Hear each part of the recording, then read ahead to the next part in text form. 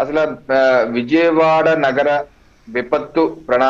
విపత్తు మేనేజ్మెంట్ ప్రణాళికని 2011లోనే అప్పుడు ప్రభుత్వం, ఇది 2009లో వరదలు వచ్చాయి, బుడమేరుకి పెద్ద ఎత్తున వరదలు వస్తే ఈ ప్రణాళికని కేంద్ర ప్రభుత్వంతో అనుసంధానం చేసుకుని అప్పుడు మున్సిపల్ కమిషనర్ గా ఉన్న జి రవిబాబు గారు, ఐఏఎస్ అధికారి, 400 పేజీలు ప్రణాళిక అండి ఇది.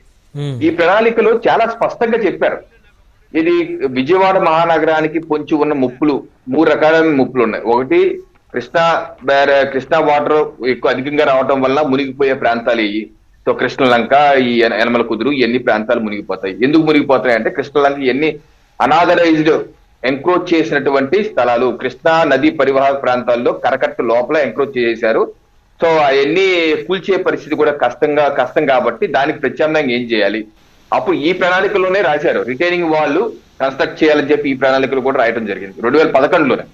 అలాగే మరో విపత్తు ఏంటంటే కొండ చర్యలు విరిగిపడతాయి. ఈ మొగల్రాజపురం ఏరియాలు ఎన్ని అంటే కొండ చర్యలు విరిగిపడతాయి కాబట్టి దీన్ని ఎలాగా మిటిగేట్ చేయాలి, రానివ్వకుండా ఎలా చేయాలి అని కూడా దీంట్లో 400 పేజీల డాక్యుమెంట్.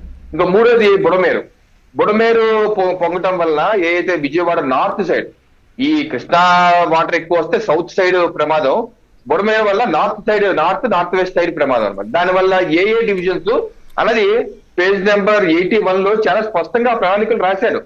ఏ వార్డులు, ఏ డివిజన్లు ఎంతవరకు ప్రభావితం అవుతుంది, ఏ రకంగా ఎందుకు అవుతుంది, దీనికి కారణం ఏంటి, బుడమేరు పరివార ప్రాంతాలు ఏ రకంగా ఆక్యుపై చేసేశారు, దాని యొక్క విస్తీర్ణాన్ని ఏ రకంగా తగ్గించేశారు, ఎంక్రోచ్ చేసి అనాథరైజ్ గా ఏదైతే చాలా వరకు కబ్జాలు జరిగినాయి. బుడవేరు ఏదైతే ఆ పరివాహక ప్రాంతాలు ఉన్నాయో అక్కడ కబ్జాలు జరిగినాయి, కట్టడాలు కూడా కట్టారు. సో ఇప్పుడు హైదరాబాద్ లో పరిస్థితి ఏ విధంగా ఉందో ఇంకొక హైడ్రా అక్కడికి రావాలి, ఈ ఆక్యుపై చేసినటువంటి కట్టడాలను కూల్చేయాలని చెప్పేసి కూడా కోరుకుంటూ ఉన్నారు ప్రజలు. అవునండి, కరెక్టేనండి. ఈ 2011 ప్రణాళికలోనే ఐఏఎస్ అధికారులు కేంద్ర ప్రభుత్వం సంయుక్తంగా ప్రిపేర్ చేసిన దాంట్లోనే మెన్షన్ చేశారు ఏ రకంగా ఎంక్రోచ్ చేశారు. దీనిలో తీసుకోవాల్సిన చర్యలు, మిటిగేషన్ ప్లాన్ కూడా దీనిలో ఇచ్చారు. ఏం చర్యలు తీసుకోవాలంటే ఎక్కడ కూడా ఒక రిటైనింగ్ వాల్ కట్టాలి, నెంబర్ 1. అలాగే లేఅవుట్లు, అనాథరైజ్ లేఅవుట్లు పర్మిషన్ ఇవ్వకూడదు. ఏదన్నా ఇల్లు కట్టవలసి వస్తే ఏమన్నారంటే house should construct about drain level 2 meters high, అంటే 2 మీటర్ల ఎత్తుని మాత్రమే హౌస్ కన్స్ట్రక్ట్ చేయాలి, 2 మీటర్ల లోపల హౌస్ కన్స్ట్రక్ట్ చేయకూడదు. అలాగే irregular shape of drain should be make at straight line, అంటే ఈ బుడమేరు ఎలా వెళ్తారంటే వంకరకి వెళ్తారండి. ఈ వంకరకి వెళ్ళడం వల్ల ప్రమాదాలు ఎక్కువ, గర్భ ఎక్కువ, నీళ్లు వచ్చేస్తుంటాయి. అందుకని దీన్ని స్ట్రైట్ లైన్ చేయాలి. స్ట్రైట్ లైన్ చేస్తే ప్రమాదం తగ్గుద్ది. అలాగే protection wall through habitation from Budameru drain, protection wall కట్టాలి. అలాగే డీసిల్టింగ్, డీవీడింగ్ చేయాలి. అలాగే raise the culvert level, strengthen the bunds అన్ని స్ట్రెంగ్థెన్ చేయాలి. బండ్స్ మీద ఉన్నటువంటి ఎంక్రోచ్ చేసిన భూములన్నీ రిక్లైజ్ చేయాలి. అలాగే ఎక్కడైతే క్యాచ్మెంట్ ఏరియా ఉందో క్యాచ్మెంట్ ఏరియా సెన్సార్లు పెట్టాలి, వాటర్ లెవెల్ ఇండికేటర్లు పెట్టాలి, రెయిన్ గేజెస్ పెట్టాలి. ఎన్ని దాంట్లో 2011 ప్రణాళికలోనే సుస్పష్టంగా ఎవరైనా వీక్షకులు ఎవరైనా website, Vijayawada municipal commission website లో ఉంది, ఇది చూడండి. అంత డీటెయిల్ గా ఇచ్చి 2011లోనే ఇస్తే ఇప్పుడు మనం ఎవరు తప్పిదాం అంటాం సరే. ఇది ఇప్పుడు ఏ ప్రభుత్వం అయినా సరే దీని మీద పూర్తిగా నిర్లక్ష్యం చేశారు. ఇప్పుడు ఏమైందంటే 2014లో సమస్య ఇంకా పెరిగిపోయింది. ఏ ప్రాంతంలో అయితే లో లేయింగ్ ఏరియాలో గతంలో ప్రజలకందరూ తెలుసు, ఎందుకంటే ఇది బుడమేరు పరివాహక ప్రాంతం, బుడమేరు పొంగితే నీళ్లు వచ్చేస్తాయని చెప్పి పెద్ద ఇల్లు ఉండే కాదు 2014 ముందు.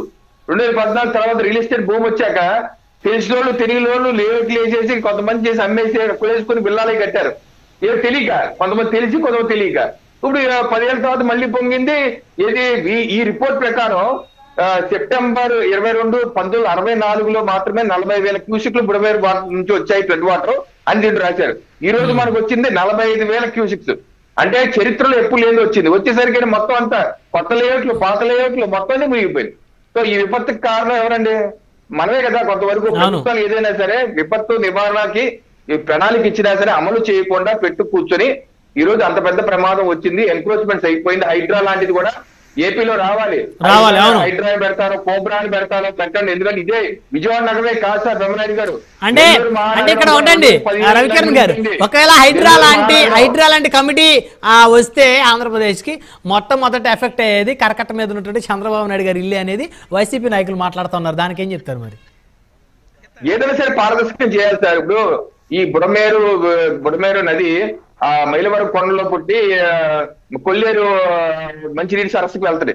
ఆ వెళ్లే మార్గం అంతా ఆక్యుపై చేశారు. కొల్లేరు మంచినీటి సరస్సు ఎంత ఉండేది, 2 లక్షల ఎకరాల పైచీలకు, ఇప్పుడు ఎంత మిగిలిందండి, 30,000 ఎకరాలు ఎంతో మిగిలింది. మొత్తం దాన్ని కూడా ఆక్యుపై చేశారు. అంటే అక్కడ కూడా వాటర్ వెళ్తలేదు, బుడ మీద వాటర్ వెనక కొట్టేస్తుంది. అక్కడ ఆక్యుపై చేసి ఇక్కడ నీళ్ళు లేదు, ఎక్కడికి వస్తున్నాయి వాటర్, ప్రజల మీదకే వస్తున్నాయి. ఈ రోజు మనం లభో దీపం అంటున్నాం.